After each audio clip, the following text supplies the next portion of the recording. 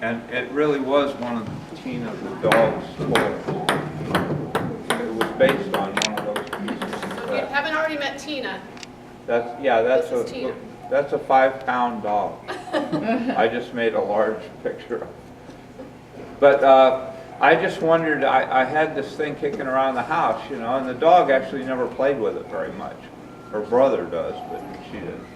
But it was her toy, and in fact, I took it from the house. I took it out to my studio, and one day she was out there, and I saw her look at it and then look at me. It was kind of funny. But I just wondered if I could take that sort of form, you know, and recreate it big, and just have it move around real easy, and I just thought it would make a kind of a funny object, and it worked out. I was happy with how it turned out. The body of it's made out of foam, polyurethane foam, and fiberglass. It's hollow. Both pieces are hollow. I can show you how the inside of it is. There's a lot of stuff in it to make it work.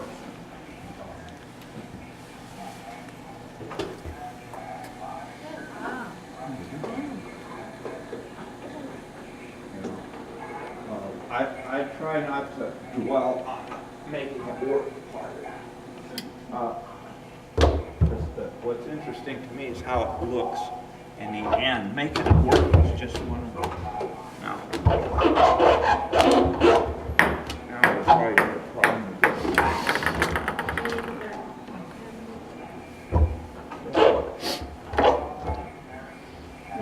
There we go.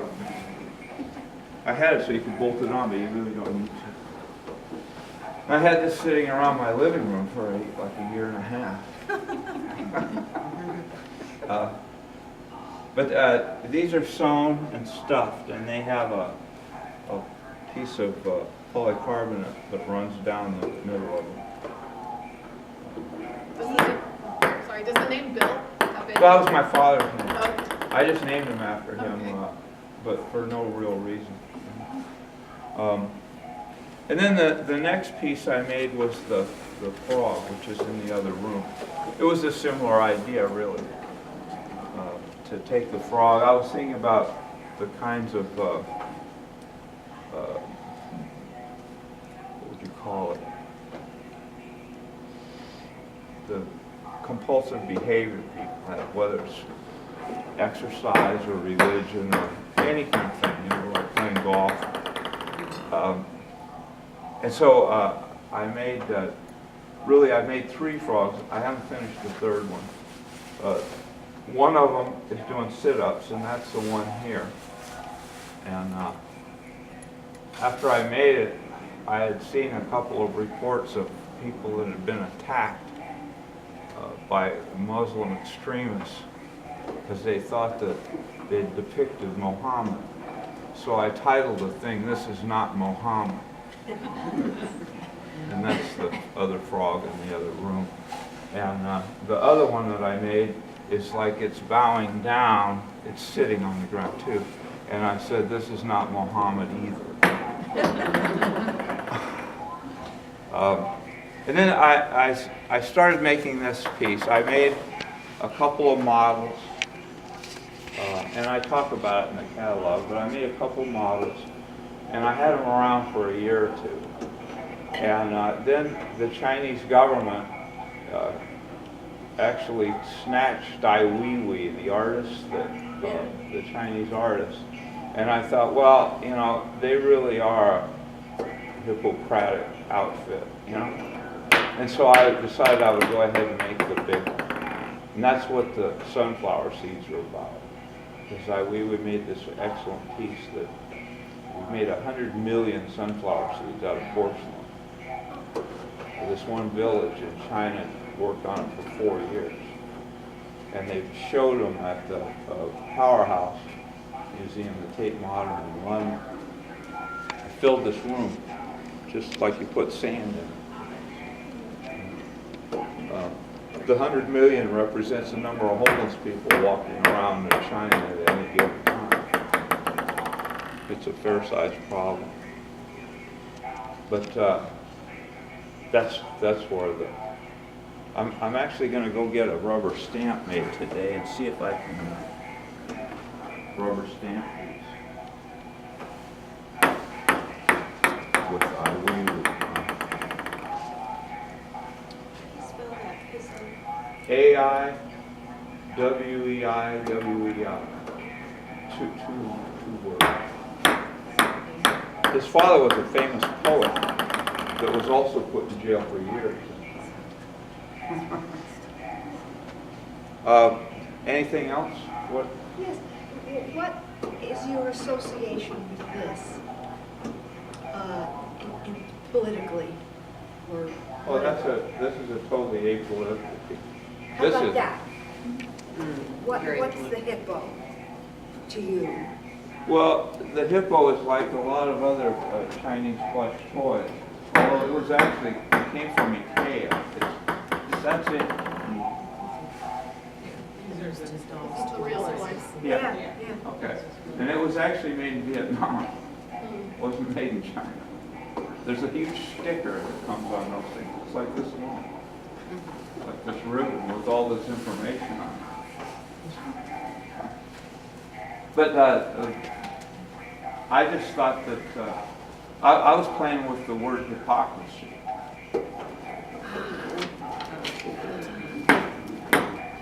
And what do the balls mean to you?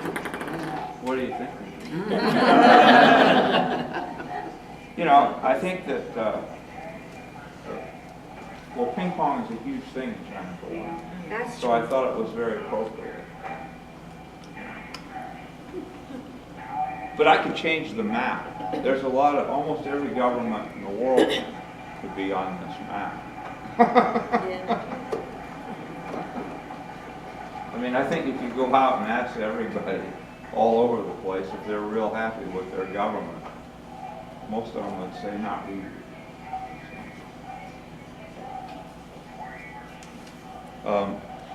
The birds? The birds, okay, yeah. Morning in the LA Times. I don't know if any of you take the LA Times, you know? But I talk about it in the catalog, but the LA Times has gotten worse and worse and worse over the years. You know, a lot of newspapers have. They just use one source now out in the field, and they'll draw from it. All the real good correspondence that they have don't work there anymore. And then Sam Zell bought it. And that's him talking to the people that worked there when he took it over. That's his voice. And there's a little video at the bottom of it. And I still take the paper, but I don't use it as information as much as packing material, things like that. You know, I'm going to start burning some of it up to heat my studio. It's a freezing hole up there. But that's the deal. And it's just, I thought he could be right at the bottom of the bird cage with the paper.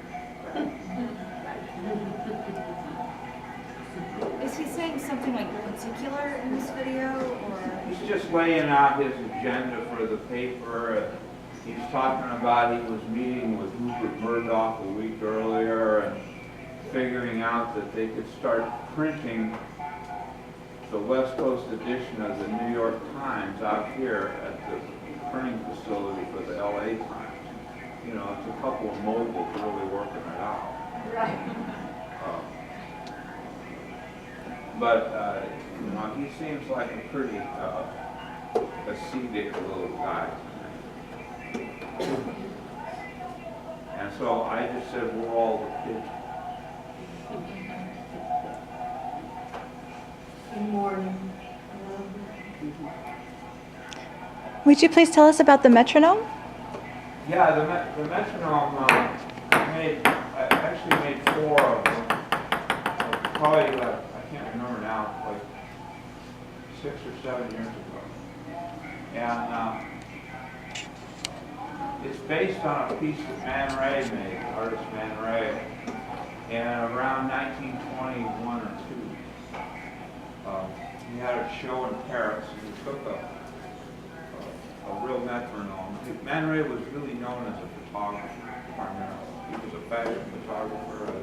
He worked as a professional photographer, along with doing paintings like those whips and all that kind of stuff. He was a surrealist artist. And so he made this little piece, and he set it up in this gallery with some other work. And he titled it Object to be Destroyed. And he had the photograph is the left eye of a woman that was a friend of his that he was never going to see again, he claimed. And the piece was just in the gallery, and these art students came in and saw it and read the title and promptly destroyed it. So he came back to the gallery, got another metronome, put the thing back together, set it up, and changed the title to The Indestructible Object. So I always liked the piece, and so I thought, well, you know, it would be kind of interesting to take that thing one step further.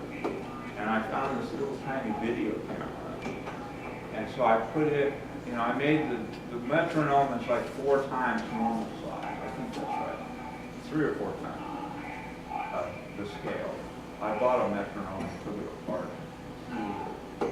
And then I had to figure out how the metronome worked. And that took a while. There's a lot of parts inside. It's built really very much like a real metronome. In that there's a spring and an escapement. You know, it's kind of a clockwork inside. And this thing, there's the spring in this one, I bought a book about springs and learned about it enough to be able to make them. It's a piece of spring steel. It's 1 inch wide and it's about 12 feet long. It's rolled up in an aluminum case. So when you wind it, it's a spiral spring. And you're, you know, putting the energy into it. And then there's a big gear that I machined myself that acts as the escapement, and it clicks 1 time as the pendulum moves. So once you start, it's wound up now, we wound it this morning, and once you push it over, then it'll start to work, and this wheel is driven, and it's like the front of a boat. It's got a point on each cog, and it pushes it one way or the other, and when it does, it hits the backside of that front board on the bottom. So the whole thing acts like a sounding board. That's why it's so loud. But it took a while to figure it out, because the real metronome, the parts are very small. But that's why I titled it ICU2. Like 2.1, 2, 3, and 4.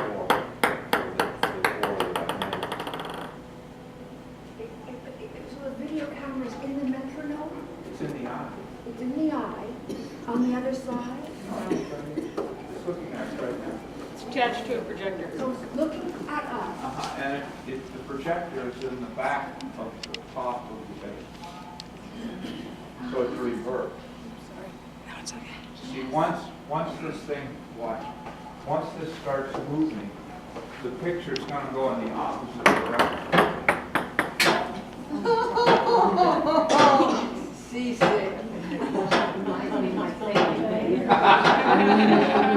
Hang over the edge of But that's how it works. Cool. I guess we could talk about these pieces. There's the piece about the IRS, and I talk about that in the catalog too.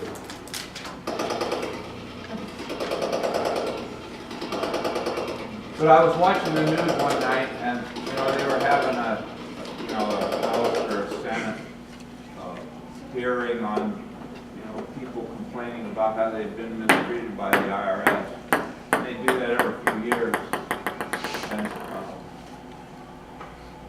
I recently bought a car, and when it came, it had this piece of paper on the driver's side on the floor, and it had these two places for shoes, you know, to keep the carpet clean.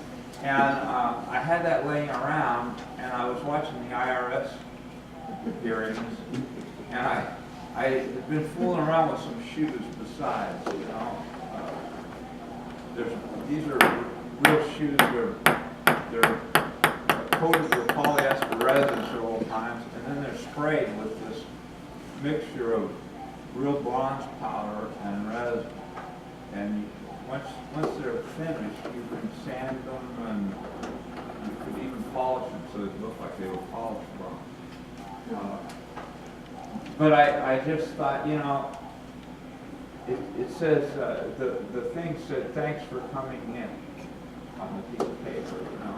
And I just thought, well, this would be good at their office.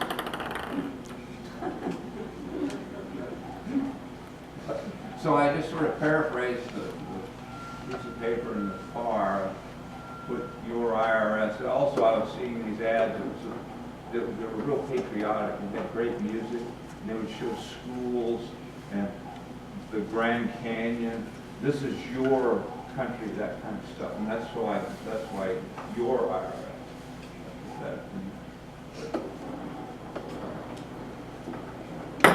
How about this vortex here? Oh yeah, that's just called SNL, for savings and loan. And I built that during the whole savings and loan thing. I was originally, the idea was, I had made some drawings about putting a great big steel pipe down in the ground, you know, like this, maybe like 20 feet long. And I was going to, in neon, write savings, but in the spiral shape, going down into this hole. And so, after a few days, I came back and I just kind of walked by the drawing I'd made, and I thought, geez, that kind of looks like a Wheel of Fortune if you think of it as a flat thing rather than a drawing in perspective. And so, you know, it wasn't real practical, especially where I live. You can't dig a hole without real equipment in Ojai there. So it was much more practical for me to do this. When I first did it, I took one of my old credit cards and put it up there. It looks like a Wheel of Fortune. Do you think we'd all feel better if we go home and make conceptual art? I mean, do you think that, is this the answer to our political angst? I don't know.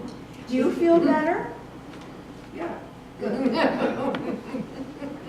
Yeah. I don't know if it's really the answer, but, you know, for one thing, I don't think the politicians go to very many museums unless they're there for a fundraiser. So, you know, they'll miss the point.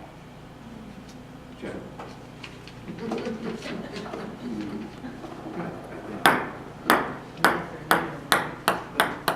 Well, that's it. I guess the next piece we'll just kind of go around the room here. We'll talk about Happy Kind. One time, many years ago, I was over at a store. It's where Sammy's Camera is in Santa Barbara now, but it used to be Giordano's.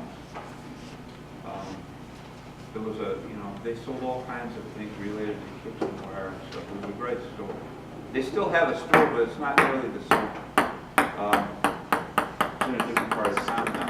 And they had this big table with like discounted items. I don't know, everything on the table was $5 or less or something. And I walked by and I see this thing. It's like the size of a pair of pliers. And it's the same shape. I just made a large version. But I brought it home and I took it out to my studio and I drilled a hole and tapped it in the bottom of the one leg and made a little base for it. And I had it around the place for years. And Happy Kind was the name of the piano player, his stage name, not his real name, on a TV show, Martin Mulcahy, years ago. They would introduce this little guy every time the show came on. happy kind. And I just thought, well, it kind of looks like that, you know, it's smiling. And it's actually, I think, for breaking open crab legs. That's an option. So, I was thinking it was more like a kind of a, and that's why I made it that size. It was more like a person, you know. Yeah. He's kind of smiling.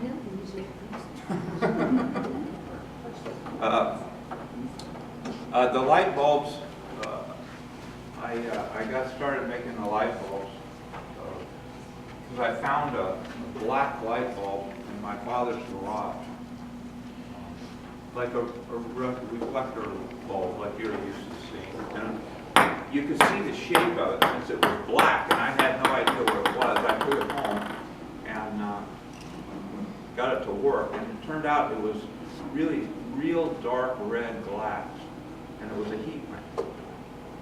But I got to thinking about the light bulbs, and I looked up black light in the dictionary.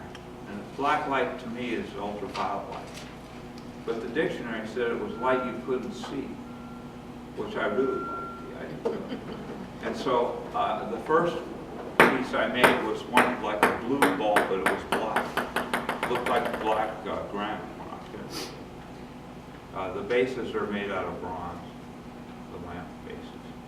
And so then I started fooling around with other names, you know. And the name kind of became as important as the shape and color. But so the one on the end, the yellow one's called cautious light. And then there's azure light and green light, like you green light a project. And the other one is called bright black light, and the red light. And then the other one is light lime light. So I was playing with the words as well as the shades. But those are all kind of disappearing, those kinds of light bulbs, incandescents. To bulbs like, much more like these things, they're LEDs, things like that. That was the idea. And Myron and Anna saw some of these drawings I had made years ago. I did lots of window drawings. I made louvered windows that were made to hang on walls that face west. And they were named for all the places around LA. So I would have the glass louvers. They were made out of watercolor paper. A real bright one might be Santa Monica, and then one that looked all kind of brown and all might be La Habra or someplace like that. And so I was fooling around with different locations. And those are actually drawn from windows that were in a big studio I had down in Inglewood. There were window boxes outside, and the woodwork looked very much like that. It was the building was built about 1910. It was a huge brick building. It had been a furniture store, and the upstairs that I had was a dining hall for the Elks Club. It was a real neat building. That's almost everything in here, except the tapestries. I worked with John Nava. He's a neighbor of mine and a friend, and I built all the hanging devices for the tapestries that he made for the Cathedral of Los Angeles. There are miles of them, and I built them so they were all adjustable, because the tapestry, some of his tapestries there were like 20 feet tall and 6 feet wide roughly. And so there was some questions at first about like what happens if one side stretches more than the other and things like that. So I built a bunch of adjustments on each one. It's all hidden at the top. But after we finished that, I've been working with these tapestries for a while, and I'd seen this image of the moon for many years. The picture itself was taken at Lick Observatory, which is on Mount Hamilton, just outside of San Jose. I grew up in Palo Alto, so I was very familiar with it. And in 1938, they spent 2 years doing the full survey of the moon in all its phases. It took that long because it's not always nice when the moon's in the right phase, weather-wise and stuff. So this was their version of the full moon, and it was done with black and white film and a yellow filter. And it's really still one of the best images of the moon around. So I got a license from actually UC Santa Cruz now operates Mount Hamilton and actually the Keck telescopes in Hawaii as well. And so they sold me a license to use this image. I can't make t-shirts or anything with it, but other than that, they don't care what you do. And so my idea was to build a superstructure for the thing so that it was actually, it had a three-dimensional shape to it. Because you could see with the flat photograph of the moon that as the craters start to wrap around, they become ovals. And it had a sort of three-dimensional quality to it. And so I made, and this is one of the early ones, I made the thing out of foam and fiberglass and plywood. Later I made a mold. So it's now, like these other ones are on fiberglass shelves. They're hollow. There's a steel frame behind it, but they're hollow. This one, it's solid foam behind it. And as soon as I stood it up, we had it in Volwen in Belgium. That's where the weaving operation is. But when I got it here and I laid it on there and figured out how to stretch it, that took a little time. But as soon as I stood it up, it was just like it became like real. You know? And so over time, then I found other massive photographs of the other planets. My son made up a little book with some of them. I think I've made 8 different ones now. There's a couple of different views of the Earth. And that's Venus, Jupiter, and at the end down there is Mars. I'm having a show right now in New York of all 8 of the tapestries. And This is Venus, this one here? Jupiter. This is Venus. That's Venus.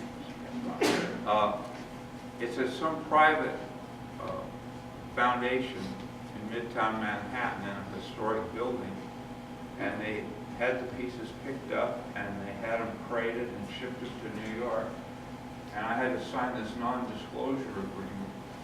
So my first real one-man show in New York is a secret. Jeff, what's your main purpose for doing those? Well, I just thought it would be an interesting item. But it is. No, that was it. Just the 4 of them. No, I made 8 altogether. There's 2 different pictures. So you got all the planets. Then. Well, I don't have all of them. There's 2 moons of Jupiter I did, Io and Callisto. They're interesting looking because the gravity is so extreme that they think that the surface of Io moves up and down 100 meters as it orbits. Like a tidal ocean. Yeah, so it's like a piece of clay. If you work it, it gets hot, and there's just these black things. It's kind of yellow looking, and these big black little wormy things all over it, and those are volcanoes. So I just could find certain, like it would be almost impossible to do Saturn. I mean, how would I deal with the rings? That's a be real. Yeah, it gets very odd. What do? You send the weavers a painting? No, those are photographs, and I'm doing this with a company up in Oakland called Magnolia Editions. They do printing for artists and they publish things, and so in a sense I'm in partnership with them. And John got the deal going by because all the learning curve happened with the tapestries for the cathedral. And then after that was finished, they thought, well, we could do some interesting things for other artists. And they were making a few additions. They made a thing for Bill Wiley, and John made a couple of, pieces. Several, actually. He did some portraits. His were done from paintings, but I use photographs. We have one of his, it's on right now elsewhere. Okay. A large one that goes in the lobby. Ah, Portrait. So these things were done from NASA photographs, but there's a software that was developed to translate the photograph, whether it's a photograph of one of John's paintings or a photograph of a person, it doesn't matter, to translate it into a language that the weaving machine can understand. And there's certain things that we have to do to these things. These aren't bad at all, but like the earth that I did, the two sides, you have to introduce, in a sense, some noise to the picture, so that if you look at a picture and like the earth has these swirling clouds all over it, but then there's areas where it's just blue ocean, like a color. Well, that won't weave. It'll be a bunch of loose blue strings. So you have to put another, noise in there to get some other, texture, so that the strings have something to pick them up. These things are they're a little over 1/8 of an inch thick. The fabric, when I get it, that's all it comes all rolled up. And when we designed them, we put marks in the top, bottom, right, and left, so I have some reference to stretch them and get them in the right orientation. How long does the machine take to actually weave a piece? Is it pretty fast once It's pretty fast, yeah. It's kind of funny, they charge by how the shuttle goes across one. So much a euro. So these are actually woven in Bruges, where John got it? Yeah, same place. Absolutely the same place, yeah. And I